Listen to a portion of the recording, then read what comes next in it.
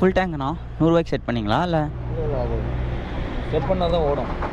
அட பாவியலா 100 இல்லை, ஃபுல் தானே. ஆ இவர் இல்லை அந்த R15 ப்ளூ கலரு ஆ பொண்ணு உட்கார வச்சுக்கிட்டேன். யார் சாமி இவன்? சத்தியமாலுமே சொல்கிறேன், நீ ஃபோனை உள்காட்டவே போகிற. நீ இப்படி வச்சா கூட தப்பிச்சிடலாம். இப்படி வச்சா சறுக்குன்னு கீழே விழுந்துரும். மொரட்டு பீஸு.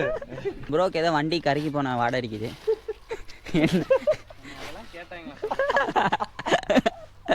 இங்க இருக்க உள்ளூர் மக்களுக்கு தான் தெரியும், சரி மத்த யாருக்குமே தெரியாது. சரைச்சு விட்டுருச்சு. யார் பைத்தியக்காரங்க? பைத்தியக்கார யாரும் காமிச்சா?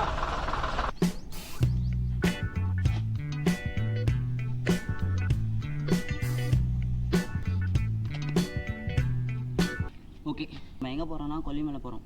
ஓகே போகலாம்.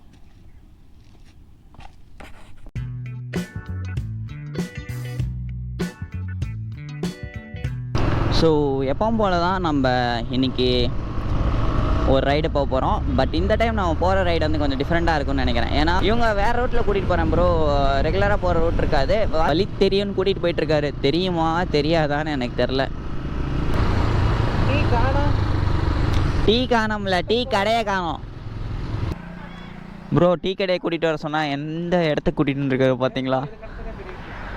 இதுக்கு மேலே கடை இல்லையா? Minutes later. ப்ரோ ஒரு வண்டி அது போதா, அது பின்னாடியே போகணும். நீங்கள் என் வண்டி பின்னாடி வாங்க, இல்லாட்டி என் வண்டிக்கு முன்னாடி போயிருங்க. இந்த மாதிரி போக வேணாம். நம்ம எப்பவுமே போகிறது முத்தையம்மாள் காலேஜ் போய் அப்படிங்கிறது அது சுத்து ஆத்தூர் ரோடு. ஓகே ஓகே, நேராக நாமகிரிப்பேட்டை ஆத்தூர் ரோட்டில் போய் ஜாயிண்ட் ஆகும். என்னங்க 2 பேர் வண்டியை போட்டு ஃபுல்லாகவே சாய்ச்சிட்றாங்க. முள்குறிச்சி இங்கேருந்து நம்ம ரைட் எடுத்து போகணும். இல்லை இங்கேருந்து ஒரு 5 கிலோமீட்டர் போகணும். அங்கே அதுக்கப்புறம் தான் ஹில்ஸ் ஸ்டார்ட் ஆகும். செம்மேடு 37 கிலோமீட்டர் போகலாமா? அவருக்கு தான் அட்ரஸ் தெரியுங்கிறதுனால அவரை முன்னாடி போட்டாச்சு. நம்ம ஊர்லேயே இருக்கிறனால என்னன்னு தெரில, இந்த கொல்லிமலை வந்து நமக்கு பெருசாக தெரியறதில்ல. ஏன்னா இப்போ வேறு ஊர்லேருந்து இங்கே வந்து இந்த ஹில் ஸ்டேஷன் ஏறுறது அதெல்லாம் அல்டிமேட்டாக இருக்கும். இந்த இடத்துல போர்டு பாருங்கள், கொல்லிமலை இந்த ரூட்டில் தான் போகணும்.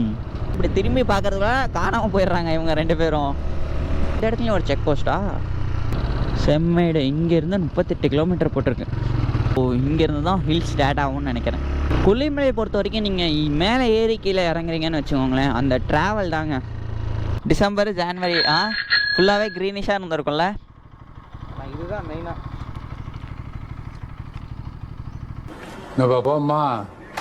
இந்த ரோட்டில் அதிக பேர் ட்ராவல் பண்ண மாட்டாங்க. அதாவது இந்த ஏரியாவை பழக்கப்பட்ட ஒரு மக்கள் தான் அதிகமாக இந்த ரூட்டை யூஸ் பண்ணுவாங்க. ஏன்னா ஹில்ஸுக்கே இருக்கிற ஒரு தனிப்பட்ட விஷயம், இது ஏறும்போதே இவ்வளோ வெயில் அடித்தாலும் நல்லா கூலிங்காக இருக்குது. இடத்துல பார்த்திங்கன்னா ஃபுல்லாகவே பூ மாதிரி இருக்குது, மரம் ஃபுல்லாகவே நல்லா இருக்குது பார்க்குறதுக்கு. ப்ரோ இப்போ நம்ம கரெக்டாக எங்கே இருக்கோம்? நான் கேட்டது எனக்கு தெரியாது, நான் தெரிஞ்சிருக்கேன் மொத்தம் இப்போ காமிச்சிட்டேன். நான் கேட்டது இப்போ நம்ம எங்கே இருக்கோன்னு கேட்டேன்.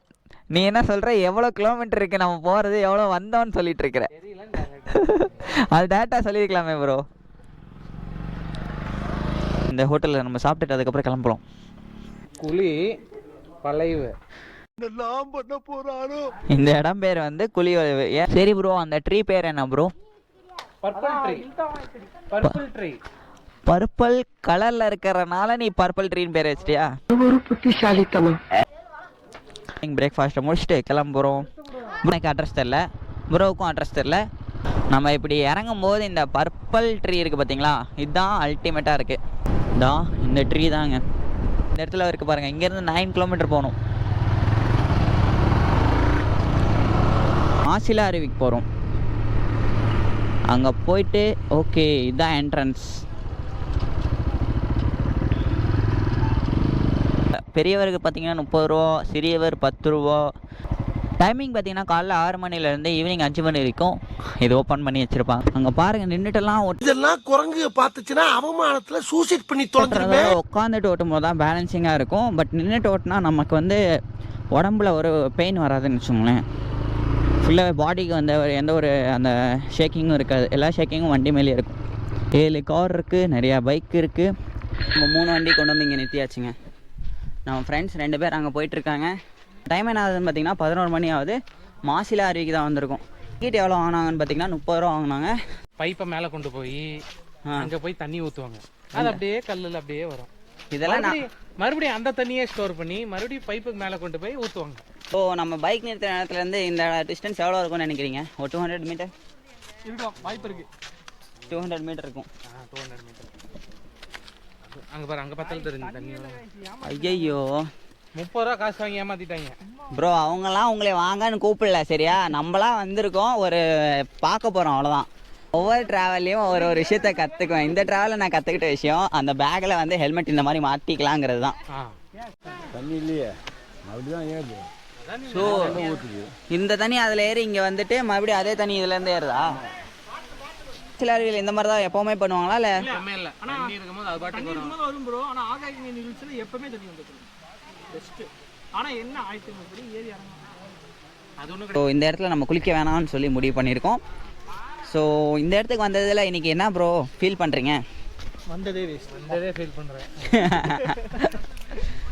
அதுக்குன்னு ஸ்பாட் நல்லா இல்லைன்னு சொல்ல முடியாது. நம்ம வந்த என்னது டைமிங் சரியில்லை. மற்றபடி இது அந்த அதுக்கு உண்டான டைமிங்கில் நம்ம வரணும். மாசிலா அருவி போயிட்டு அப்படியே பார்த்துட்டு அப்படியே வந்துட்டோம். ஏன்னா தண்ணி அந்தளவுக்கு வரல.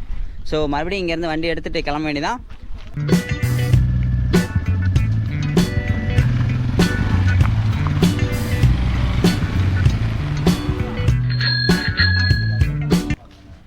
ஓகே,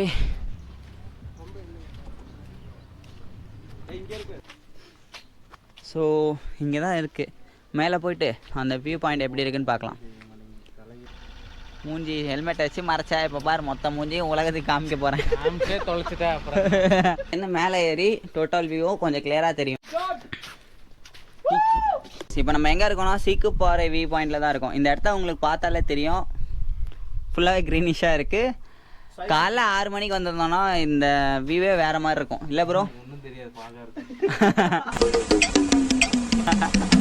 அதான் ஃபாகியாக இருக்கும். கிட்டத்தட்ட நம்ம இந்த இடத்துலயே ஃபாக் இருக்கலாம். ப்ரோ என்ன சொன்னேன் ப்ரோ? இல்லை, கடைசியாக உங்கள் கூட வந்து வாழ்க்கையை தொலைச்சிருன்னு நினைக்கிறேன். இல்லை என்ன எதிர்பார்க்குறீங்க ப்ரோ? என்ன எதிர்பார்க்குறேன்னா அழகா ஒரு ஆளை கூட்டிகிட்டு வந்து ஏதோ ஒரு ஆளை சொல்லிட்டு இருக்கிறேன். தெரியும் அவன் எடுப்பான். ஆளை கூட்டிகிட்டு வந்து இந்த பாருங்க அம்மா இந்த மாதிரி கிறுக்க வச்சு இந்த மாதிரி கிறுக்க. இதெல்லாம் வேஸ்டியா, இதெல்லாம் தப்பு. நம்ம டீசெண்டாக வந்து அப்படியே வியூவை என்ஜாய் பண்ணிட்டு கிளம்பிடுவோம். என்ஜாய் சொல்லிட்டு கிறுக்காம இருக்கணும். இருக்கக்கூடாது, இந்த இடத்த வேஸ்ட் பண்ணக்கூடாது. கிறுக்காம இங்கே வந்துட்டு போகிறவங்க நல்ல உள்ளங்களே இந்த மாதிரி கிறுக்காதீங்க. நானும் அரவிந்த் ப்ரோவும் இங்கே தான் இருக்கோம். அங்கே பாருங்க அவரை. அங்கே போயிட்டு வண்டி ஸ்டார்ட் பண்ணிவிட்டு இன்னும் கிளம்ப கூட இல்லையான்னு கேட்குறாங்க. ஒவ்வொரு குரூப்லேயும் இந்த மாதிரி யாராவது இருப்பாங்க. அவங்க இருந்தாங்கன்னா அவங்கள டேக் பண்ணி விடுங்க. திடீர்னு இந்த மாதிரி பேசுவாருன்னு தெரியாமல் போச்சு எனக்கு. என்ன சொன்னப்பா இந்த டியூக்கு தெரியலன்ட்டு மொரட்டு பீஸ் அட்வென்ச்சர் வேற லெவல்ல இருக்கு. மொரட்டா இருக்கு. தலைவர் நரந்தரா.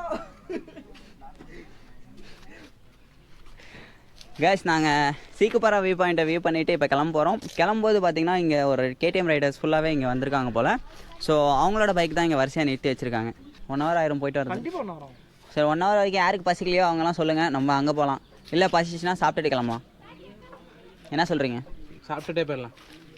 சோறு சோறு சோறுன்னு சோறு சோறு சோறு நமக்கு ஒரு முக்கியம், அவ்வளோதான். தபா நோக்கணுமா?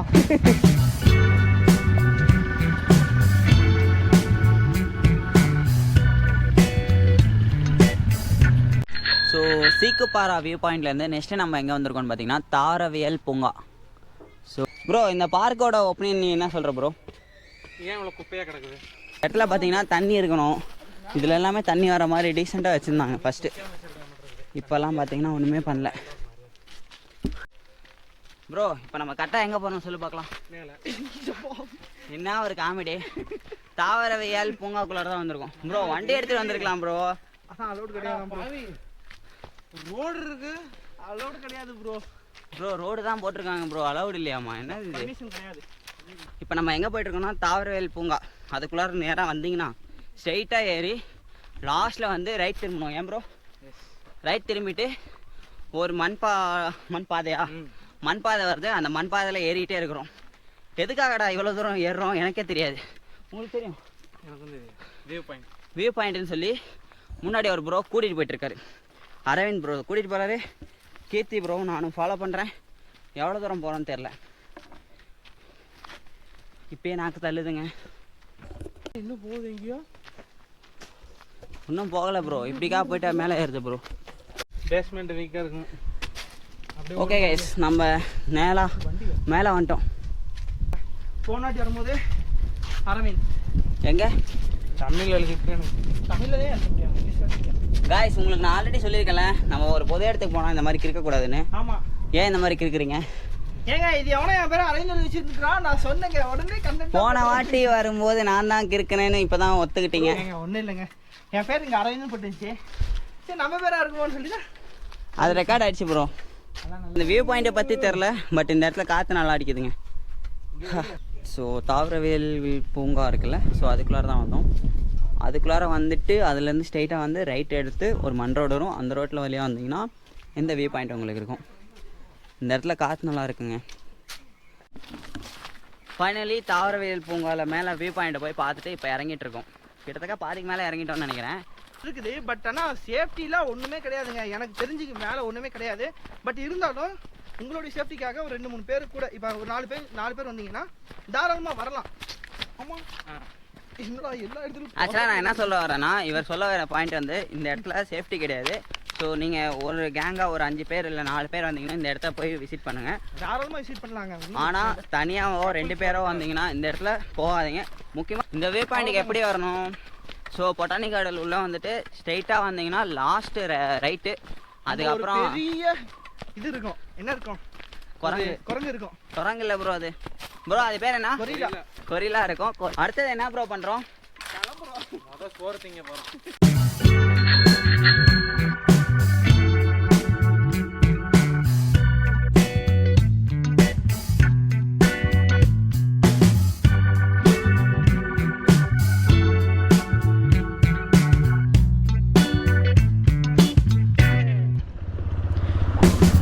தாவரவியல் பூங்காலேருந்து கிளம்பிட்டோம். இப்போ அடுத்ததாக என்ன பண்ணலான்னு ஐடியானா, ஃபஸ்ட்டு போய் சாப்பிட்ணும். நான் என்ன விஷயம் கற்றுக்கிட்டேன்னு பார்த்தீங்கன்னா, நாங்கள் செப்டம்பர் ஜனவரியில் வந்திருந்தோம்னா அவ்வளோ க்ரீனிஷாக ஃபாகியாக ஃபுல்லாகவே அல்டிமேட்டாக இருந்திருக்கும். இப்போ நம்ம என்ன பண்ணியிருக்கோன்னா, சாப்பிட்ற இடத்துக்கு வந்திருக்கோம். குறிஞ்சி ஹோட்டல். Few minutes later. வெளியே சாப்பிட்டுட்டு வண்டி எடுத்து கிளம்புறோம்.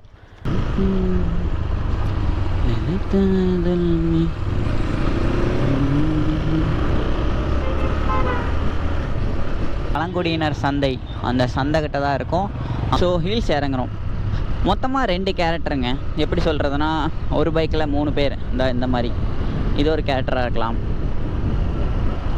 இன்னொரு கேரக்டர் எங்களே மாதிரி சோலோவாக ஒரு பைக்குக்கு ஒருத்தருங்கிற மாதிரி சோலோவாக ஒரு கேரக்டர். இன்னொரு கேரக்டர் கப்புளுங்க. பிளைண்ட் ஸ்பாட்டில் ஏன் அப்படி ஓவர்டேக் பண்ணுற? உடனே வந்தாலும் பிளைண்ட் ஸ்பாட்டில் போகக்கூடாதுன்னு தெரியாதா? எங்கே நம்பால காணோம். ஸோ கண்ட்ரோல் கிடைக்கணுன்னா நீங்கள் வண்டி வந்து ஆஃப் பண்ணாமல் ஸ்டார்ட்லேயே போங்க. இதிலலாம் வந்து நம்ம ஆஃப்லேயே போகலாம், மைலேஜ் வரும் அப்படிங்கிறதெல்லாம் கிடையாதுங்க. சண்டே நாங்கள் இப்படி தான் ஸ்பெண்ட் பண்ணுவோம். உங்களோட சண்டே எப்படி ஸ்பெண்ட் பண்ணிங்கன்னு மறக்காமல் கமெண்ட்டில் சொல்லுங்கள். 59 பெண்டில் இருக்கோங்க. பிளைண்ட் ஸ்பாட், அதாவது இப்படி நீங்கள் திரும்பும்போது பார்த்தீங்கன்னா அந்த சைடு யார் வரான்னு தெரியாது. அந்த மாதிரி ஸ்பாட்டாக இருந்துச்சுன்னா ஸ்லோ பண்ணிக்கோங்க. உங்களுக்கு தெரிஞ்சிச்சுன்னா அந்த ஸ்பாட்டில் யாரும் வரலன்னா நீங்கள் போகலாம். அதே போக நீங்கள் லெஃப்ட்லேயே போங்க. இந்த மாதிரி ரோட்டில் ஏறுறதே வேஸ்ட்டு. இப்போ பார்த்தீங்களா, இந்த இடத்துல ஒரு டெம்போ வந்துச்சு, பிக்கப்பு. ஸோ ஏறாதீங்க. ஃபைனலி எல்லா பெண்டுமே சக்ஸஸ்ஃபுல்லாக ஏறி இறங்கியாச்சுங்க. ஏறும்போது நம்ம வேறு ரூட்டில் ஏறணும், இறங்கும்போது வேறு ரூட்டில் இறங்கணும். நம்ம என்ன பண்ணுறோன்னா, சின்ன காரவழியாக இறங்குறோம். அந்த ரூட்டில் அந்த சைடு இருக்கிறது வந்து பெரிய காரவழி, இந்த சைடு வந்து சின்ன காரவழி. இப்போ நம்ம இறங்கிட்டு இருக்கிறது எனக்கு தெரிஞ்சு இந்த ரூட்டில் போனோன்னா ஒரு கொஞ்சம் அந்த ரூட்டில் போகிறதோட இந்த ரூட்டில் வந்து கிலோமீட்டர் கொஞ்சம் கம்மியாக ட்ராவல் பண்ணுவோன்னு நினைக்கிறேன். காலைல நம்ம இங்கே தான் நிறுத்தணும். நாங்கள் இருக்கிற லொக்கேஷன்லேருந்து நாமக்கல் இன்னும் எவ்வளோ கிலோமீட்டர் இருக்குன்னா ஒரு 9 கிலோமீட்டருக்கு. காலைல என்ன டைம் கிளம்பணும்னு பார்த்தீங்கன்னா ஒரு 7:30 ஆயிடுச்சு நாங்கள் கிளம்புறதுக்கு. இப்போ பார்த்தீங்கன்னா ஒரு 5 o'clock ஆயிடுச்சுங்க. பார்த்தீங்கன்னா நம்ம நாமக்கல் வந்தாச்சுங்க.